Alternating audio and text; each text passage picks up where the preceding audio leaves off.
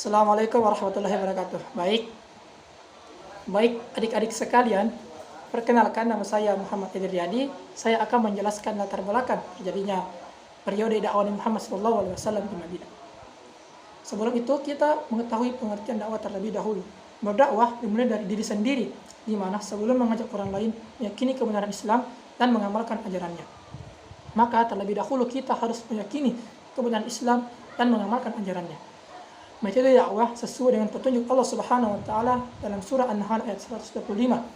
Wad'u ila sabili rabbika bil hikmati wal mau'izatil hasanati wajadilhum billati hiya ahsan. Inna rabbaka huwa a'lamu man dhalla an sabili wa huwa a'lamu bil muhtadin. Yang artinya, serulah manusia kepada jalan Tuhanmu dengan hikmah dan pengajaran yang baik. Dan berdebatlah dengan mereka dengan cara yang baik.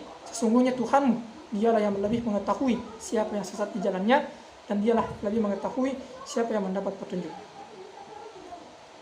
Setelah dakwah Muhammad SAW di Mekah belum mendapatkan hasil yang memuaskan, maka Nabi Muhammad SAW menyuruh 200 pengikutnya untuk menghindari kekejaman Quraisy dan pergi diam-diam ke Madinah. Ia sendiri pergi menyusul dan tiba di sana pada tanggal 24 September 622 sebelum Masehi. Hal ini terkenal dengan sebutan hijrah, dan Khalifah Umar bin Khattab menetapkan saat terjadinya peristiwa hijrah sebagai awal tahun Islam atau tahun Komariah yang dimulai pada 16 Juli. Perjuangan dakwah periode Madinah yang dilakukan Rasulullah SAW tidaklah mudah.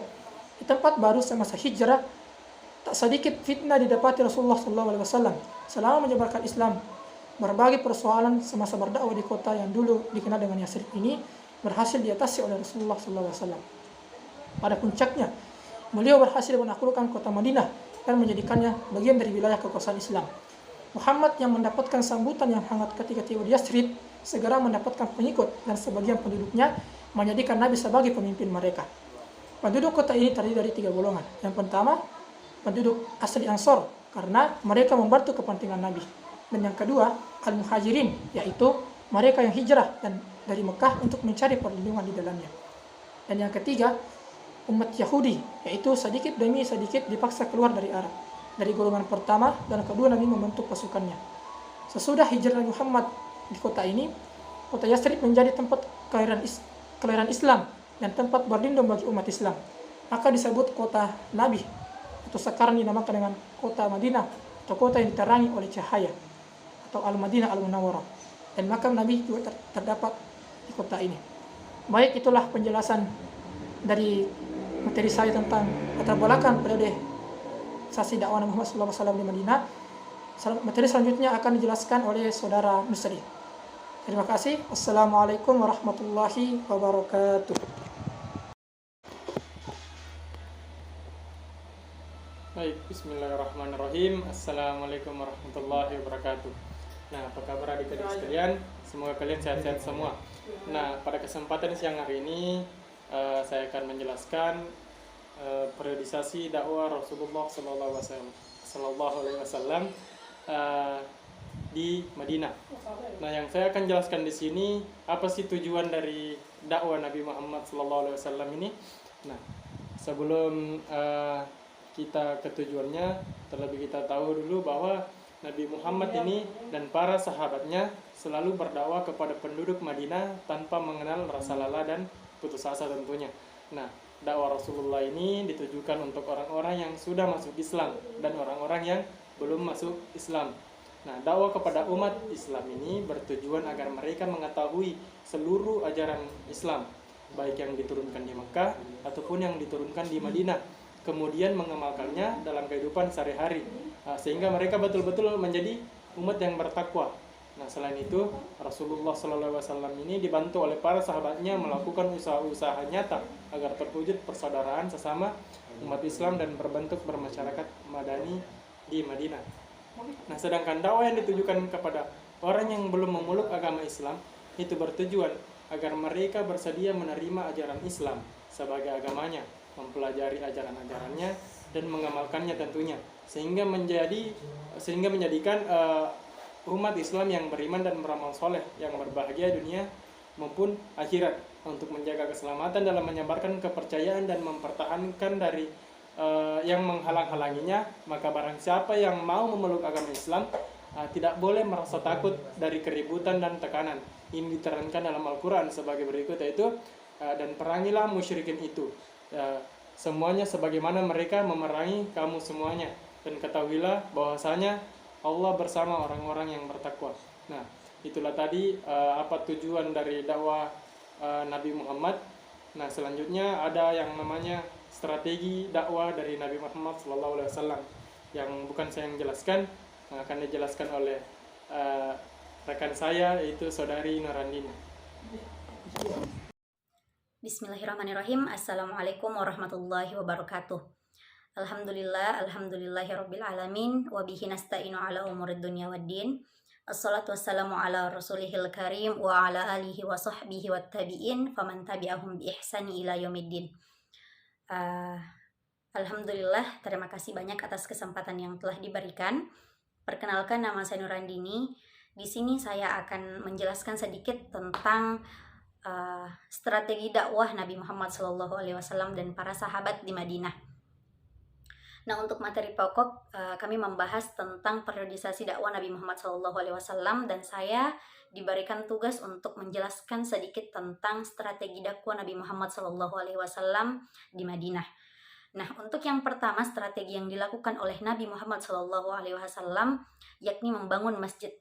Nah, untuk masjid pertama yang dibangun adalah Masjid Nabawi yang dibangun pada tanggal 1 Hijriah atau 6 September 622 sebelum Masehi.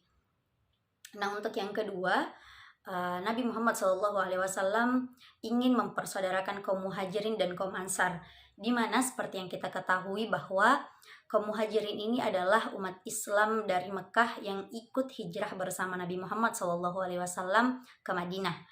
Nah, sedangkan kaum Ansar adalah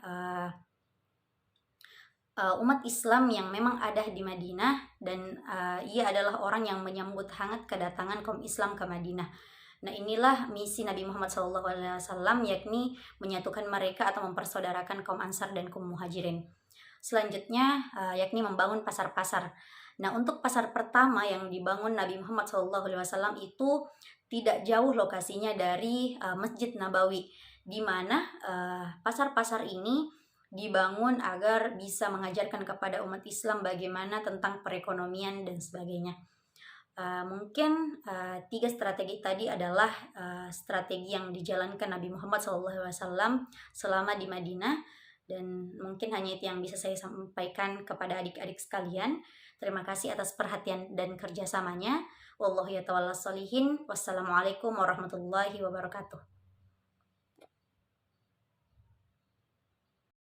Assalamualaikum warahmatullahi wabarakatuh. Baiklah, saya akan melanjutkan materi mengenai pokok-pokok pikiran yang dijadikan strategi dakwah Nabi Muhammad SAW di Madinah.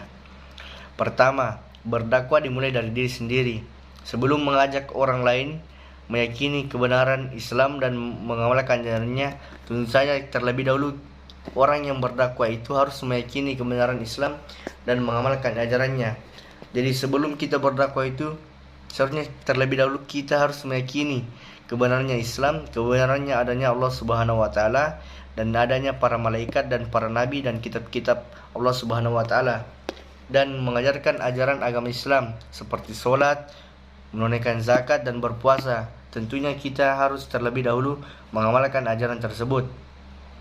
Dan strategi yang kedua, cara atau metode melaksanakan dakwah sesuai petunjuk Allah Subhanahu wa taala dalam surah An-Nahl ayat 125. Di dalam surah An-Nahl ayat 125 merupakan ayat yang menunjukkan kewajiban berdakwah dan menjelaskan metode dakwah. Meskipun kitab ini ditujukan kepada Rasulullah SAW, ia juga berlaku bagi kaum muslimin, bahwa setiap kaum muslimin wajib berdakwah dan dalam berdakwah harus menggunakan metode dakwah sebagaimana tuntunan ayat ini. Yang ketiga, berdakwah itu hukumnya wajib bagi Rasulullah SAW dan umatnya. Kembali lagi saya ingatkan bahwasanya di dalam surah An-Nahl telah menjelaskan bahwasanya kita sebagai umat muslim wajib melakukan dakwah, karena dakwah itu tujuannya saling mengingatkan dalam hal kebaikan. Yang keempat, berdakwah dilandasi dengan niat ikhlas karena Allah Subhanahu wa taala semata, bukan karena dengan niat popularitas dan keuntungan yang bersifat materi. Umat Islam dalam melaksanakan tugas dakwanya selain harus menerapkan pokok-pokok pikiran yang dijadikan sebagai strategi dakwah Rasulullah, juga hendaknya meneladani strategi Rasulullah SAW dalam membentuk masyarakat Islam atau masyarakat Madani di Madinah. Masyarakat Islam atau masyarakat Madani adalah masyarakat yang menerapkan ajaran Islam pada seluruh aspek kehidupan, sehingga terwujud kehidupan bermasyarakat yang baldatun tayyiban wa rabbun ghafur, yakni masyarakat yang baik, aman, tentram, damai, adil, dan makmur, di bawah naungan ridho Allah Subhanahu wa taala dan ampunannya. Baiklah, itulah saja materi dari saya. Sekian, assalamualaikum warahmatullahi wabarakatuh.